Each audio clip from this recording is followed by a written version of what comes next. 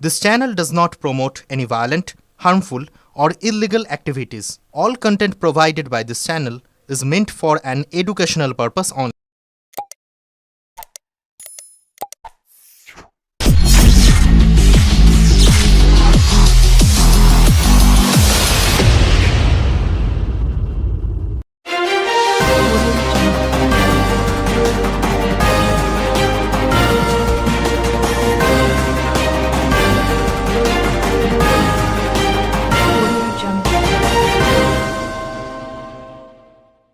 গুরাপে নাবালিকাকে ধর্ষণ ও খুনের অপরাধে প্রতিবেশীকে মৃত্যুদণ্ড দিল চুঁচুড়ার পকসো আদালত। বুধবার বিচারক চন্দ্রপ্রভাত চক্রবর্তী অভিযুক্ত অশোক সিংকে দোষী সাব্যস্ত করেন।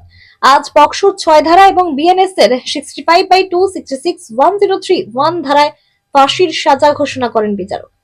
হুগলি গ্রামীণ পুলিশের তৎপরতায় 54 দিনের মাথায় সর্বোচ্চ সাজা পেল অপরাধী। পাশাপাশি শিশুর পরিবারকে স্টেট লিগ্যাল সার্ভিস অথরিটির পক্ষ থেকে 10 লক্ষ টাকা আর্থিক সাহায্য দেওয়ার কথা ঘোষণা করেন আদালত। উল্লেখ্য, আজই সেই শিশুর জন্মদিন। 2024 সালের 24 নভেম্বর হুগলির গুরাপ থানা এলাকার ঘটনা। 5 বছরের শিশুটি মাংস খেতে চেয়েছিল তার বাবার কাছ থেকে। বাবা বাজার থেকে মাংস কিনতে গিয়েছিলেন। ঠিক সেই সময় শিশুটিকে চকলেট খাওয়ানোর প্রলোভন দেখিয়ে নিজের বাড়িতে নিয়ে যায় প্রতিবেশী পৌর অশোক সিং। এদিকে মাংস কিনে শিশুটির বাবা বাড়ি ফিরে মেয়েকে দেখতে না পেয়ে খোঁজাখুঁজি শুরু করেন। বেশ কিছুক্ষণ পরেও মেয়েকে খুঁজে না পেয়ে তিনি প্রতিবেশীদের জানান। এরপর সবাই মিলে খুঁজতে শুরু করেন। অভিযুক্তর বাড়িতে ঢুকে শিশুটিকে রক্তাক্ত অবস্থায় সেখানে পড়ে থাকতে দেখেন। সঙ্গে সঙ্গে তাকে ধনিয়াখালী হাসপাতালে নিয়ে যাওয়া হলেও চিকিৎসকরা তাকে মৃত বলে ঘোষণা করেন। এই ঘটনায় এলাকায় উত্তেজনা ছড়ায় স্বাভাবিকভাবে। অভিযুক্তকে মারধর করেন প্রতিবেশীরা। সেই রাতেই পুলিশ অভিযুক্তকে উদ্ধার করে গ্রেপ্তার করে। আহত থাকায় তাকে চুঁচুড়া ইমামবাড়া হাসপাতালে ভর্তি করা হয়। পরদিন শিশুটির মৃতদেহ ময়না তদন্তের জন্য কলকাতা মেডিকেল কলেজে পাঠানো হয়। এলাকায় উত্তেজনা থাকায় ঘটনাস্থলে পুলিশ পিকেট বসে। ফরেনসিক দল এসে নমুনা সংগ্রহ করে নিয়ে যায়। জানা যায় শিশুটির উপর শারীরিক নির্যাতন চালানোর পর তাকে খুন করা হয়েছে। দ্রুত এবং সঠিক তদন্ত করার জন্য 5 সদস্যের সিট গঠন করতে নির্দেশ দেন হুগলি গ্রামীণ পুলিশ সুপার কামনা শীর্ষের। সিটের নেতৃত্বে ছিলেন ডিএসপি ডি&টি প্রিয়ব্রত বক্সী। সেই ঘটনার 52তম দিনে অভিযুক্তকে দোষী সাব্যস্ত করে 54 দিনের মাথায় ফাঁসির সাজা ঘোষণা করল আদালত। চুঁচুড়া থেকে আদের রিপোর্ট, আমার কলকাতা নিউজ।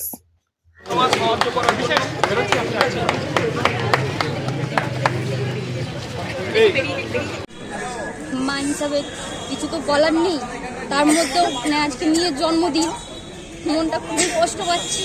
তার উপরেও খুব আনন্দও হচ্ছে যে আমার মেয়েকে কাছে না পেয়েও মনে হচ্ছে সবাই রয়েছে তো পাশে, সবাই যেন কাছে আছে, মেয়েও আছে, আরও পুলিশ আছে, আর প্রতিবেশীরা রয়েছে, উকিলবাবুরা রয়েছে, সবাই। শুনে খুব আনন্দ হলো আজকে। প্রথম থেকে খুব ভালো কাজ করেছে পুলিশ। আইনের প্রতি কি আস্থা ফিরলো মানুষের? আগের চেয়ে এখন আরো বেশি ফিরেছে। আপনি তো একজন মা, আজকে মেয়ের জন্মদিন আপনি বললেন, আজকেই সেই দোষী, তাহলে কি আপনার মেয়ের আত্মার শান্তি পেল? হ্যাঁ, পেয়েছি। আপনি মা হিসেবে খুশি এই রায়ে? হ্যাঁ, খুব খুশি, মানে খুবই খুশি। এতে যদি সাজা না হয়, ফাঁসি না হয়, তো আবার কিসে হবে? এর চেয়ে বড় আবার অন্যায় কি আছে? তাহলে আইনের প্রতি আস্থা ফিরলো আপনাদের? হ্যাঁ, ফিরলো। এতে আমরা অনেক খুশি, আমরা এটাই চেয়েছিলাম। আমাদের যে গুরব থানার পুলিশ অফিসাররা যা খেটেছে, এর জন্য আমরা ওনাদের কাছে অসংখ্য ধন্যবাদ জানাই। প্রথম থেকেই তোমরা ফাঁসির দাবি করেছো? ফাঁসির দাবি করেছি, প্রথম থেকেই আমরা ফাঁসির দাবি করেছি এবং ফাঁসির সাজাই পেয়েছি। আর কি মনে করছো যে পুলিশ সঠিক কাজ করেছে? নিশ্চয়ই অনেক একদম সঠিক কাজ করেছে, এর জন্য পুলিশকে অসংখ্য ধন্যবাদ জানাই।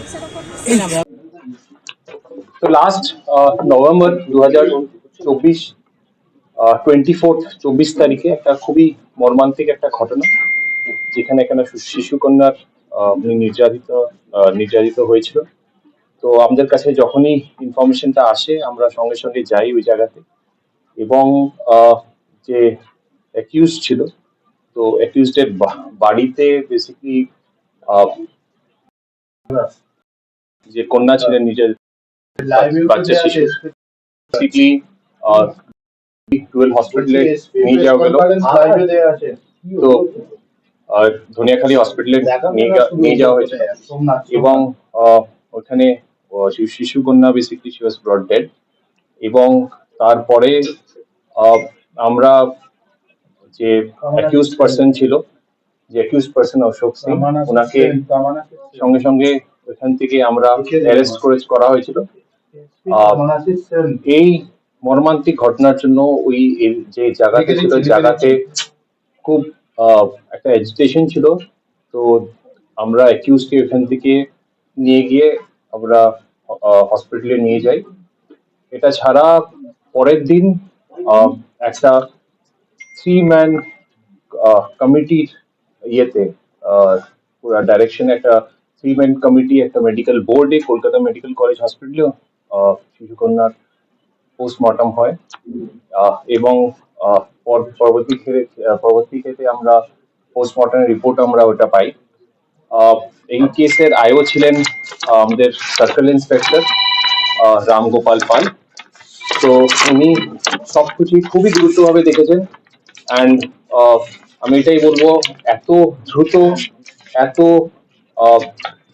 মানে এত কঠিন ভাবে সব যে জিনিসগুলো ছিল ওগুলো দেখেছে, এবং এত পরিশ্রম, মানে ওটার কিছু বলা যাবে না। ওটাতে সবকিছু দেখে সব আমাদের মেডিকেল ডিটেল যেটা আছে, মেডিকেল এক্সামিনেশনের রিপোর্ট, যেটা ডিএনএ প্রোফাইলিং হয়, ডিএনএ প্রোফাইলিং, এবং সবকিছু করে উনি চার্জশিটটা যেটা আছে, চার্জশিটটা দেওয়া হয়েছিল 9 তারিখে, 9th এর চার্জশিটটা জমা পড়েছিল। এবং এটা দেখার বিষয় ছিল কি, চার্জশিটটা যেটা আছে মাত্র 13 দিনে চার্জশিটটা দেওয়া হয়েছিল। তো একবার চার্জশিটটা দেওয়ার পর ট্রায়াল যেটা আছে ওটা 11 তারিখ থেকে বেসিক্যালি কমেন্স হয়। ট্রায়ালের ট্রায়াল যখন চলাকালীন টোটাল 27 উইটনেসেসকে এক্সামিন করা হয়। উইটনেসেসকে এক্সামিন করে এবং পুরো ট্রায়াল প্রসেস শেষ হওয়ার পর 15 তারিখ যে আছে, 15 তারিখে এই কেসের আমাদের লন্ডন পক্সো কোর্ট এখানে দোষী পায় যে অ্যাকিউজড অশোক সিং আছে। এবং আজকে 17 তারিখে 54 ডেজে যে ঘটনার পরিপ্রেক্ষিতে এখানে ওনার আজকে যেটা আছে অ্যাওয়ার্ড করা হয় ডেথ পেনাল্টি, ডেথ সেন্টেন্স। তো আমাদের কাছে এই কেসটা স্টার্টিং থেকেই খুব চ্যালেঞ্জ ছিল। 25 তারিখে আমরা একটা এসআইটি যেটা আছে গঠন হয়েছিল, এবং আমি এটা বলবো কি পুরো টিম, এখানে ওসি গুরাপ, ডিএসপি ডিএনটি প্রিয়ব্রত বাবু, অ্যাডিশনাল এসপি, এবং সবাই খুব মানে না ইয়ে করে আর কি, সবকিছু ছেড়ে এটাতে এই কেসে লেগে ওনারা ইনভেস্টিগেশনে যথেষ্ট ওনারা ইনভেস্টিগেশনে পার্ট নেন। এছাড়া যেটা আছে সবচেয়ে ইম্পর্টেন্ট যেটা বলবো, আমাদের রোল অফ প্রসিকিউশন। তো আমাদের পিপি সাহেব, অনারেবল ডিস্ট্রিক্ট পিপি সাহেব আছেন আমাদের, মিস্টার শঙ্কর গাঙ্গুলি। তো আমি বলবো উনি আর ওনার টিম আছেন, ওনারা যা রোল প্লে করেছেন, এই ওনাদের এত মানে নিখুঁত রোল ছাড়া এই কেসে যে এত কম টাইমে, একটা রেকর্ড টাইমে আমি বলবো যেটা কনভিকশন পাওয়া গেছে এবং ডেথ পেনাল্টি হয়েছে, এটা অসম্ভব ছিল। তো আমি এটাই বলবো। এখন আমি একটু পিপি সাহেবকে বলবো একটু ব্রিফলি একটু কেসের মানে এই ব্যাপারে একটু ব্রিফ করার জন্য। কি এসপি সাহেব সবকিছু বললেন regarding the fact of the case, এটাই ঘটনা। উনি বলেছেন যে প্রচন্ড পরিশ্রম করেছে পুলিশ, এটা বললে খুব কম বলা হবে। দিন রাত্রি এক করে এই সমস্ত টিম হুগলি রুরালের তারা যা তদন্ত করেছে, আমার এতদিনের প্র্যাকটিস লাইফে আজকে প্রায় 42 বছর আমার প্র্যাকটিস হলো, আমি অনেক মামলা করেছি, এরকম তদন্ত বললে ভুল হবে, এরকম নিশ্চিত তদন্ত আমি কোনোদিন দেখিনি। এই যেটা বললেন এসপি সাহেব, যে দেখুন এখানটার সবচেয়ে বড় ব্যাপারটা ছিল এই বিচার পর্বে, যে পোস্টমর্টেম রিপোর্টে যে কি ধরনের বারবারিক অত্যাচার করা হয়েছে, অমানসিক অত্যাচার করে মেয়েটাকে পরবর্তীকালে তাকে তার মাথা ঠুকে ঠুকে মেরে ফেলা হয়েছে, সেই সমস্ত কিছু আমাদের পোস্টমর্টেম রিপোর্ট থেকে ক্লিয়ারলি এসে যায়। অর্থাৎ গ্র্যাভিটি এবং এই মামলার যে নিষ্ঠুর অত্যাচারটা, সেটা পোস্টমর্টেম রিপোর্টে ক্লিয়ারলি এসে যায়। আর একটা জিনিস এখানে বলে রাখা দরকার, এখানে খুব ভাইটাল যেটা ছিল সেটা হচ্ছে এফএসএল, যিনি এফএসএল এক্সপার্ট এসছেন, তিনি এত অনবদ্য সাক্ষী দিয়েছেন এবং তিনি পরিষ্কার দেখিয়ে দিয়েছেন কোর্টে এসে যে ওই যে মেয়েটির যে সোয়াব নেওয়া হয়েছিল ফ্রম আর প্রাইভেট পার্টস, সেখানটায় এই ছেলেটির ক্রোমোজোম পাওয়া গেছিল। এবং তাছাড়াও যে তার অন্যান্য যেখানটায় এই ঘটনাটা ঘটা হয়েছিল সেখানে এনাফ ওভারওয়েলমিং মেটেরিয়ালস পাওয়া গেছিল, যার থেকে এটা প্রমাণিত হয়েছে যে এই আসামি অশোক সিং নির্মমভাবে তার ঘরে একটা বাচ্চা মেয়েকে, যে মেয়েটি তাকে জেঠু বলতো, সেই মেয়েটিকে একটা চকলেট খাওয়ার প্রলোভন দেখিয়ে সেখানে নিয়ে নির্মম অত্যাচার করে হত্যা করেছে। প্রথমে ধর্ষণ করেছে এবং ধর্ষণটা আপনারা শিউরে উঠবেন, ওইটুকু বাচ্চা মেয়ের শুধু তার মানে ভেজাইনা নয়, তার অ্যানাস ক্যানাল দিয়েও সে ধর্ষণ করেছে এবং সমস্ত কিছু পুঙ্খানুপুঙ্খভাবে এসে গেছে।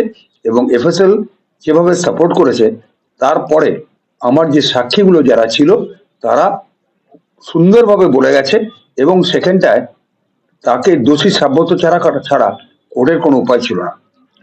এবার যেটা আমি বলতে চাইছি যে বারবার একটা প্রশ্ন আসছে 54 দিনের মধ্যে মামলাটা শেষ হয়েছে। ইয়েস, থিওরিটিক্যালি তাই হয়েছে, কিন্তু আপনাদের জানিয়ে রাখি যেটা এসপি সাহেব বললেন ঠিক তাই।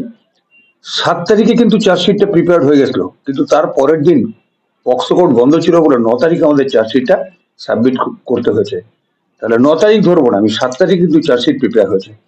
9 তারিখের পরে 2 দিন পরে আসামিকে আনা হয়, তাকে কপি দেওয়া হয়, সেদিনকেই আমি ড্রাফট চার্জ দিই, কি সেকশনে চার্জ হবে আমি কোর্টের কাছে সেটা সাবমিট করি। এবং সেই চার্জ হয়ে যাওয়ার পরেই এই কেসটায়, এত বড় কেস, যে ডিফেন্স লয়ার ছিল তিনি প্রশান্ত কুন্ডু, তিনি কিসে থেকে নিযুক্ত, স্টেট লিগাল সার্ভিস থেকে তিনি যে নিযুক্ত, তিনিও কিন্তু এই কেসটা তার কিছু করার ছিল না, এতই নিশ্চিন্ত ইনভেস্টিগেশন এবং এত সুন্দর সাক্ষী। তবে তিনিও কিন্তু প্রশান্ত কুন্ডু বলে এই যে লয়ার, তিনিও কিন্তু আপ্রাণ চেষ্টা করেছেন এই মামলাটা ঠিক সঠিকভাবে করার জন্য। তাহলে আপনাদের যেটা বললাম, যখনই চার্জ হয়ে গেল, তারপরে এত বড় কেসের জন্য তাকে 7 দিন টাইম নিতে হয়েছিল ডিফেন্সের। কোর্ট সেটা কিন্তু তাড়াহুড়ো করেননি, কোর্ট ঠিক সঠিকভাবে তাকে 7 দিন টাইম দিলেন। এবং আমি 24 তারিখ, যেদিনকে আমাদের লাস্ট এই বছরের শেষ দিন ছিল, সেই দিনের মধ্যে সমস্ত সাক্ষী কমপ্লিট করি। কিন্তু সেদিনকেও ডিফেন্স একটা টাইম নিল আয়োকে জেরা করবার জন্য, সেই ডেটটা পড়লো 2 তারিখে। তারপরে মোট আমি 27টা সাক্ষী এই মামলায় এনেছি এবং সাক্ষী দিয়ে আমি প্রমাণ করতে পেরেছি এটা একটা রেয়ারেস্ট অফ রেয়ার কেস। এবং গত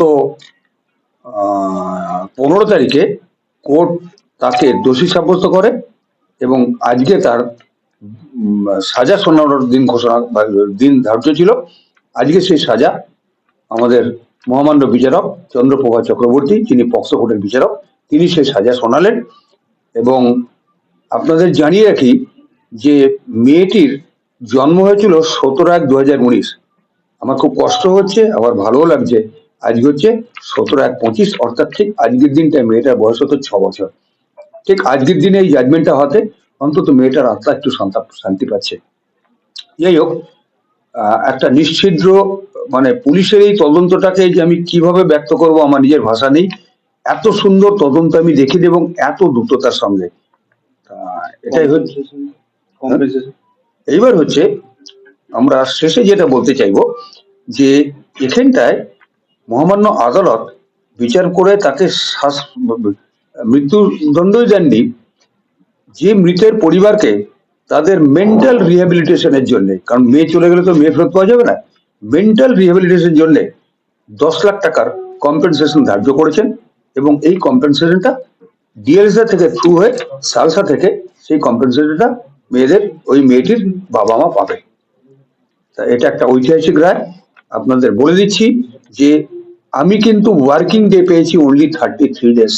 সেই 33 দিনের মধ্যে, ওয়ার্কিং ডেজ এর মধ্যে আমি এই কেসটা শেষ করতে পেরেছি। দেখুন, বিএনএস যে আইনটা এসছে, এই আইনটা এসছে 2024 সালে এবং এই কেসটা ছিল বিএনএস আইনের ধারা অনুযায়ী এবং সেই সঙ্গে পক্সোর 6 ধারা অনুযায়ী হয়েছিল। বিএনএস এই আইনে ভারতবর্ষের মধ্যে এটা হচ্ছে দ্রুততম। আমরা দেখুন মেসেজ যাবে সমাজ, অবশ্যই বিশাল মেসেজ যাবে। একটা সমাজের লোকরা বুঝতে পারলো যে এরকম ধরনের অপরাধ করলে পারে কি তার সাজা হতে পারে এবং কত দ্রুততম। এই প্রসঙ্গে আপনি যখন প্রশ্নটা তুললেন, আমি একটা কথা বলছি,